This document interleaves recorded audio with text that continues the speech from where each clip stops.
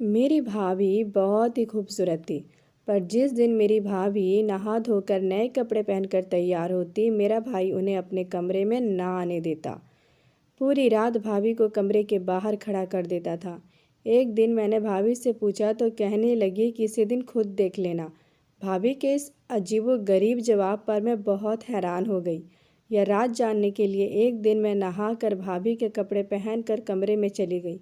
लेकिन जैसे ही मैंने भाई को देखा तो मैं हैरान हो गई, क्योंकि भाई हम दो बहनें थे और हमारा एक ही भाई था और उसका नाम राज था। मेरी माँ को मेरे भाई पर बहुत गर्व था, जैसे कि हर माँ को अपने बेटे पर होता है। लेकिन मेरी माँ राज भाई के जितनी ज़्यादा तारीफ़ करती थी, उतना असल ज़िंदगी में वो अच्छे नहीं थे। जब उनको गुस्सा आता तो वो मेरी माँ के सामने भी ऊंची आवाज़ में बातें करते थे। मुझे पढ़ाई करने से मना कर दिया था। फिर मम्मी ने जिद की कि 8वीं के बाद घर पर बैठ जाएगी तो गांव के लोग बातें करेंगे। सारे गांव में भाई की बहुत इज्जत थी, बल्कि उसका डर था। लोग उससे डरते भी थे। एक बार गांव में किसी के घर में चोरी हो गई। तब मेरे भाई ने उन चोरों को पकड़कर खूब मारा था। तब से मेरा भाई पूरे गांव में मशहूर हो गया था कि बड़ा ही इज्जतदार इंसान है। लेकिन धीरे धीरे जब मेरे भाई की कमाई ज़्यादा हुई तो वह बहुत गलत आदत में पड़ गया था। उसे शराब पीना शुरू कर दिया था। वो रात को देर से घर भी आता था और उसने शराब भी पी लेता था और इसके अलावा भी कोई बुरा काम करता था। यह हमें नहीं पता था। तब मम्मी ने सोचा कि इसकी शादी करवा दूँ तो सब कुछ ठीक हो जाएगा। जिम्मेदारियाँ बढ़ेगी, घर में पत्नी आ जाएगी तो फिर कहीं बाहर नहीं जाया करेगा और खुद पत्नी उसको मना करेगी। यह शराब भी नहीं पिया करेगा। लेकिन मम्मी की यह सोच बहुत गलत थी। जिस लड़की से उसकी शादी हुई थी कोई डॉक्टर नहीं है जो आकर उसके बेटे को ठीक कर देगी, और ना ही शादी का कोई ऐसा तरीका है। शादी एक जिम्मेदारी है जो इंसान पर पड़नी चाहिए, जो उसको निभाने के काबिल हो। एक दिन दुल्हन घर आ गई और भाभी के घर में आते ही भाई में थोड़े बहुत बदलाव आए थे, लेकिन उसके बाद एक अजीब सी हरकत होने लगी जिसे देखकर मैं हैरान रह गई। पहली बात तो यह थी कि भाभी हमसे ज़्यादा बात नहीं करती थी। वह बहुत ही गुमसुम सी रहती थी। मम्मी ने कहा कि अच्छी बात है, ज़्यादा बोलने वाली लड़कियां मुझे अच्छी नहीं लगती। लेकिन भाभी ना सिर्फ खामोश रहती थी बल्कि डरी सहमी भी रहती थी। मैंने अपनी मम्मी से कहा कि भाभी के साथ कोई परेशानी है, कहीं भाई इसके साथ लड़ता तो नहीं है। तो मम्मी ने कहा कि ऐसा बिल्कुल भी नहीं है। इस खानदान के मर्द अपनी पत्नियों से बहुत प्यार करते हैं। तेरा भाई तो बड़ा आशिक है। वह तो 17 साल का था तो कहता था कि मेरी शादी करवा दो, फिर घर की जिम्मेदारियों में उलझ गया। इतना खूबसूरत नौजवान है, इसको तो खुश होना चाहिए कि इसे इतनी खूबसूरत पति मिला है। पूरे गांव में मेरे बेटे जैसा कोई नहीं है। मेरी माँ तो बस भाई की तारीफ करना शुरू हो जाती थी, लेकिन भाभी को कोई तो तकलीफ थी। एक दिन मैं यह देखकर हैरान रह गई। भाभी मेरे भाई के कमरे के बाहर खड़ी थी, जैसे किसी स्कूल में किसी बच्चे को क्लास से बाहर निकाल दिया जाता है और कहा जाता है कि तुम क्लासरूम से बाहर खड़े हो जाओ, जबकि रात का वक्त था। उस वक्त तो भाभी को अंदर होना चाहिए था। उसने सर झुकाया हुआ था। जब मैं पास में गई तो मुझे देखकर वह आंसू साफ कर दिए, और आज तो उन्होंने नए कपड़े पहने थे और वो नहा धोकर आई थी। मैंने कहा, भाभी आप बहुत ज़्यादा प्यारी लग रही हो। मेरी भाभी के लंबे बाल थे। उनका नाम उमा था। मैंने कहा कि आप बहुत खूबसूरत लग रही हो, आप ऐसे बाहर क्यों खड़ी हो और रो क्यों रही हो? तो उन्होंने कहा कि नहीं रो रही हूँ, मेरी आँख में कुछ चला गया है। लेकिन मुझे पता था कि वो रो रही थी। मैंने कहा, यहाँ क्यों खड़ी है? भाई तो कमरे में है, फिर आप बाहर क्या कर रही हो? तो कहने लगी, ऐसे ही खड़ी हूँ। मुझे लगा कि वो मुझे बताना नहीं चाह रही है, इसलिए मैं भी वहाँ से किचन में चली गई और अपने लिए खाना बनाने लगी। किचन से भाई के कमरे का दरवाज़ा नज़र आता था। तभी तक भाभी वहीं पर खड़ी थी। जब तक मैं खाना बनाती रही, मैंने रोटियां बनाई, कुछ सब्जियां भी बनाई। भाभी वहाँ से टस से मस ना हुई। मेरी तरफ भाभी की पीठ थी। शायद भाभी रो रही थी, लेकिन वहाँ क्यों खड़ी थी? भाई तो कमरे में बैठा था, कमरे का दरवाज़ा भी खुला हुआ था। भाभी तो नहा कर आई थी, इतना प्यारा सूट पहनकर खूबसूरत लग रही थी। भाई को तो चाहिए था कि उनको कमरे से बाहर ना आने जाने देता, लेकिन वह बाहर खड़ी थी। मैं खाना बनाकर अपने कमरे में चली गई और जब सुबह को वापस आए तो भाभी वहाँ पर नहीं थी, लेकिन कल रात पता नहीं वहाँ खड़े होकर क्या कर रही थी। मैंने इस बात को इग्नोर किया। इसके बाद 2 दिन गुजर गए। एक दिन भाभी हमारे साथ बैठी थी तो भाई का फ़ोन आया। उसने कहा कि दोपहर का खाना घर पर नहीं खाऊंगा और भाभी का कहना था कि खाना सिर्फ उनके साथ ही खाएगी। बहुत देर से भाभी को बहुत भूख लगी हुई थी। फिर मैंने उनको कहा कि भाई तो नहीं आए, चलिए आज आप हमारे साथ बैठकर खाना खा लीजिए। लेकिन जब वो हमारे साथ बैठी तो मम्मी ने इधर उधर देखना शुरू कर दिया। उन्होंने कहा कि अजीब सी बदबू आ रही है, तुम कहीं कमरे में पोछा मारना तो भूल नहीं गई हो? तो मैंने कहा कि मैंने तो सारे कमरे में पोछा मारा है, पता नहीं कहाँ से आ रही है। मेरी भाभी सर झुकाकर बैठी रही और जल्दी जल्दी खाना खाकर वहाँ से चली गई। भाभी जैसे ही वहाँ से वापस गई, अचानक से बदबू खत्म हो गई। मेरी माँ ने कहा कि लगता है बदबू उसी से आ रही थी, लेकिन ये तो वैसी नहीं है। फिर ऐसी गंदी होकर क्यों फिर रही है? क्या यह नहाती नहीं है? मैं इसको समझती हूँ। मैंने मम्मी को रोक दिया। मैंने कहा कि मम्मी अच्छा नहीं लगता, हो सकता है उनको नहाने का दिल नहीं कर रहा है। तो मेरी मम्मी ने कहा क्यों, ये कौन सा ठंड का मौसम है जो उसको नहाने का दिल नहीं कर रहा? यह जून का महीना है, इसमें तो रोज़ नहाना चाहिए और शादीशुदा औरत को तो अपने आप पर बहुत ज़्यादा साफ साफ रखना चाहिए। मर्दों को इस तरह की बातें अच्छी नहीं लगती और तू भी यह बात अपने दिमाग में रख। जब तेरी शादी होगी तो साफ़ सुथरी रहना, नहीं तो तेरा मर्द तुझे अपने दिल से उतार देगा। यह बात तेरी भाभी को समझना ज़रूरी है। मैं बात करके आती हूँ। मम्मी वहाँ से चली गई। अब भगवान जाने उनका क्या होगा, क्या कहेंगे और उनको यह बात कितनी बुरी लगी होगी। लेकिन वो अगले दिन भी नहीं नहाई और उनको नहाए हुए 6 दिन हो गए थे। एक दिन सुबह सुबह उनके हाथ में नए कंगन थे। उनका सारा सामान हमने ही खरीदा था और शादी के बाद से वह भाभी यह कंगन कहाँ से आए? तो उन्होंने कहा कि तुम्हारे भाई ने सुबह सुबह ही दिए हैं। तो इस बात पर ज़्यादा खुश नज़र नहीं आ रही थी। मैंने कहा कि लगता है आजकल भाई का मूड बहुत अच्छा है। अच्छी बात है, गिफ्ट देने से मोहब्बत बढ़ती है। तो भाभी ने कहा कि हाँ, अभी तो मूड अच्छा है, लेकिन पता नहीं रात तक कब सबसे ख़राब हो जाएगा। मैंने कहा क्यों, वो क्यों ख़राब हो जाएगा? क्या आपने उनकी कोई बात नहीं मानी? तो कहने लगे नहीं, कुछ नहीं, लेकिन बहुत ज़्यादा परेशान लग रही थी, जैसे कोई इंसान पाप करने से पहले परेशान होता है या कोई ऐसा काम करने लगता है जो उसे पता होता है कि मुझे नहीं करना चाहिए और उसको पता है कि मैं यह काम गलत कर दूंगा। मेरी भाभी बहुत डरी हुई थी। थोड़ी देर बाद वो नहाने चली गई। क्या वो नहाने की बात कर रही थी? लेकिन नहाना तो ऐसी कोई बात नहीं थी जिसमें कोई गुस्सा करे। भाभी के शरीर से बहुत बदबू आ रही थी। भाभी नहा कर वापस आई तो बहुत प्यारी लग रही थी। आज उन्होंने फिर से नए कपड़े पहने थे। मैंने उनको यह नहीं कहा कि इसी तरह नहा धोकर रहा करें, अच्छी लगती हो, पर उनकी तारीफ़ की ताकि तो खुद समझ जाए नहा धोकर रहेगी तो सब उनकी तारीफ़ करेंगे।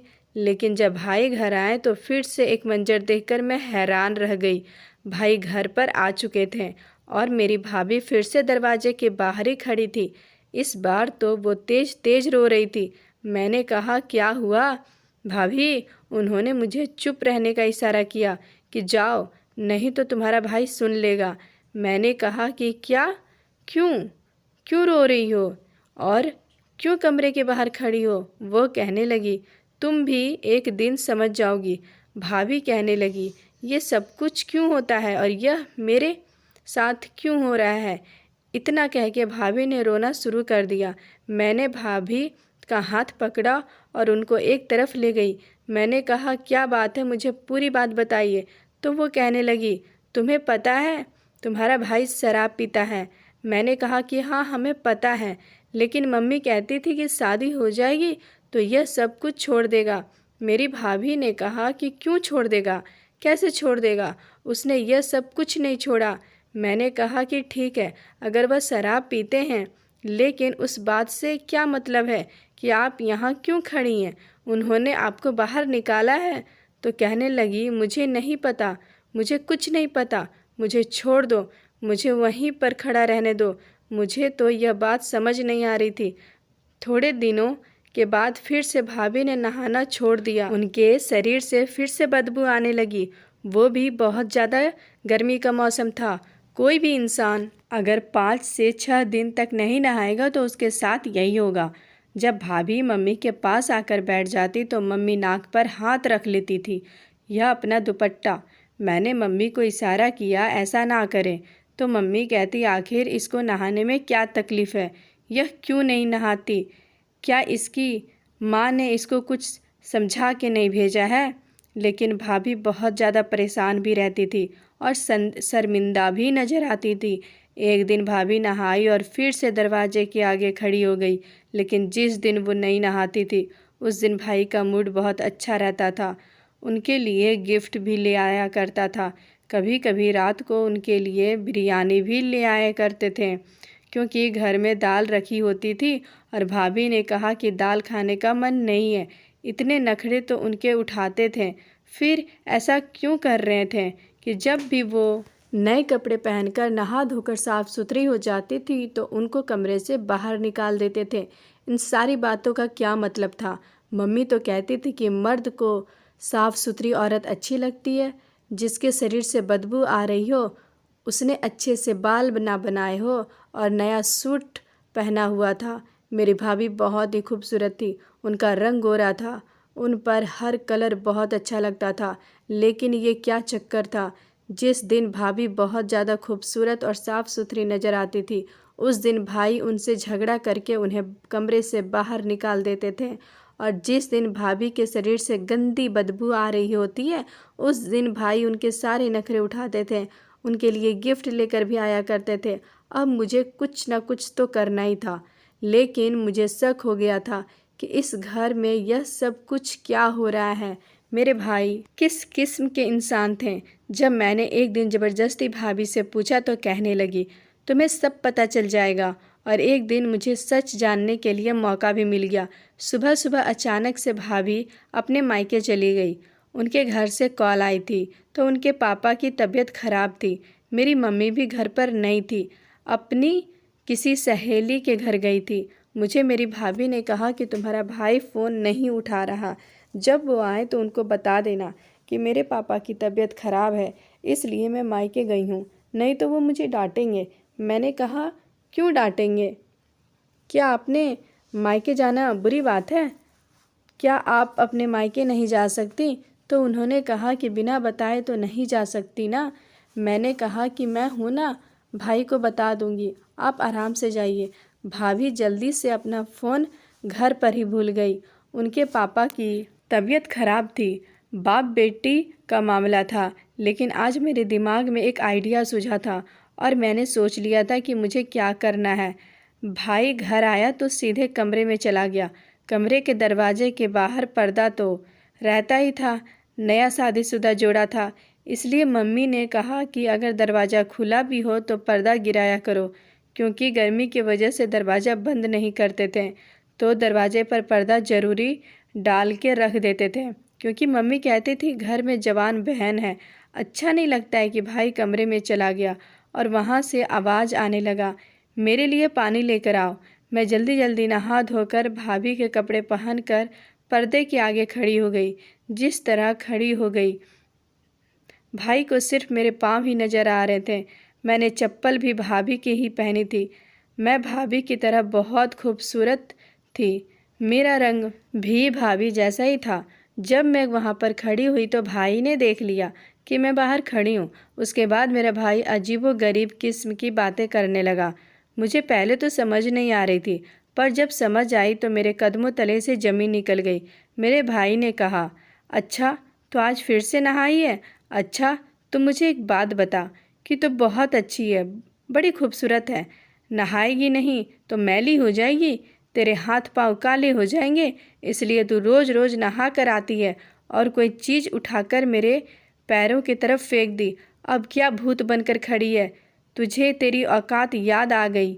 मेरे आने से पहले ही नहाने की गलती की है, मेरे आने से पहले उस जगह खड़ी हो गई है। इसका मतलब है तुझे बेइज्जती की आदत हो गई है। अब बातों से नहीं बल्कि तुझे लातों से सीधा करना पड़ेगा। बातों की तो अब मुझे आदत सी हो गई है, मुझे अपने हाथ चलाने पड़ेंगे। जब मैंने कहा कि मुझे नहाई हुई औरत पसंद नहीं है तो क्यों नहाती है? मेरा भाई इतनी बुरी तरह से चिल्ला रहा था। अब मुझे समझ आया कि भाभी उनसे क्यों डरती थी। आज मुझे पता चल गया था कि मेरा भाई जिस बात पर उन्हें डांटने लगता था कि वो नहाई क्यों, लेकिन इस बात की समझ नहीं आ रही थी कि उनको इस बात से परेशानी क्यों थी। मेरे भाई ने बहुत बातें सुनाना शुरू कर दिया। जिस काम से मना किया फिर भी उसे करती रही। मेरे साथ जिद लड़ाती है। तू क्यों चाहती है कि मैं गुस्सा करूं? मेरा गुस्सा तुझे अच्छा लगता है? थोड़ी देर बाद भाई बुरी बुरी गालियां देने लगा। मेरा सब्र का बांध खत्म हो गया। मैंने अचानक से पर्दा हटाया तो भाई मुझे देखकर हैरान रह गया और मैं भी भाई को देखकर हैरान रह गई, क्योंकि मेरा भाई सामने बैठा कोई ऐसी चीज़ खा रहा था जिससे बहुत ही बुरी बदबू आ रही थी। मेरे भाई ने कहा, तुम यहाँ पर अपनी भाभी के कपड़े पहनकर क्या कर रही हो? तुम्हारी भाभी कहाँ है? मैंने कहा कि आप क्या कर रहे हैं, क्या खा रहे हैं? यह खाना तो सेहत के लिए अच्छा नहीं है, इसको नहीं खाना चाहिए। मेरे भाई ने सिर झुका लिया और कहा कि इसका मतलब है कि सारी बातें तुमने सुनी? मैंने कहा मैंने सारी बातें सुन ली है, और अब आप मुझे बताइए कि ये क्या है? भाभी के साथ इस तरह का व्यवहार क्यों कर रहे हैं? आपको इतनी अच्छी पत्नी मिली है और आप उनके साथ ऐसा व्यवहार क्यों कर रहे हैं? और आप यहाँ बैठकर यह गंदगी क्यों खा रहे हैं, जबकि घर में अच्छा खाना आपके लिए बनाया गया है? भाभी अपने मायके गई है। उनके पापा की तबीयत बहुत ख़राब हो गई थी। कहा था कि मैं आपको बता दूं, लेकिन मैं इस घर में होने वाली हरकतों की वजह से बहुत परेशान थी। इसलिए मुझे यह देखना था कि आप भाभी पर गुस्सा क्यों करते हैं। फिर भाई ने मुझे आराम से सारी बातें बताई। मैं हैरान ही रह गई। उन्होंने कहा कि पहले हमारे घर में बहुत ज़्यादा गरीबी थी। उस वक्त तुम 3 साल की थी, तुम्हें यह बात याद नहीं होगी। हमारे घर में इतनी गरीबी थी कि खाने को 1 रुपया भी नहीं होता था। मैं घर के कोने कोने झाड़ कर एक एक सिक्का जमा करके सामान लेकर आता था, तब हम तीनों लोग खाते थे। उसके बाद मैंने बड़ी कोशिश की, लेकिन मुझे कोई काम नहीं मिला। मैं शकल का तो अच्छा था, लेकिन जब कोई काम नहीं जानता था और पढ़ाई की डिग्री भी नहीं थी, मुझे समझ नहीं आता कि मैं क्या करूं। फिर पापा भी इस दुनिया से चले गए। तब मैं एक पंडित के पास गया और उसने मुझे कहा कि तू एक काम कर, तो तेरे पास दौलत खत्म नहीं होगी, लेकिन इस काम में तुझे नहाना नहीं है, गंदी चीज़ें खानी है, गलत काम करना है, कोई अच्छा काम नहीं करना। अगर कल को तू शादी करता है तो फिर अपनी पत्नी को भी कहना कि वो भी गंदी रहे, वरना वो नहाएगी तो तुम्हारे पास से दौलत ख़त्म हो जाएगी। उसने मुझे पढ़ने के लिए कोई चीज़ भी बताई, और जब मैंने यह सब किया और मैंने गंदगी में रहने लगा, गंदी चीज़ें खाने लगा, गलत काम करने लगा, तो सच में हमारे घर में दौलत आने लगी। और आज भी घर दौलत से चलता है। तुम खुद बताओ, क्या चीज़ है जो घर में नहीं है? क्या आज तक मैंने कभी कहा है कि यह चीज़ मैं नहीं ला कर दूँगा? मेरे पास पैसे नहीं हैं। मैं शादी भी नहीं करना चाहता था, क्योंकि कोई भी औरत मेरी बात नहीं मानेगी। माँ नहीं मानी, इसलिए तुम्हारी भाभी को कहता हूँ कि वो गंदगी में रहे। 4-5 दिन गंदगी रहती है तो फिर उसको कुछ हो जाता है।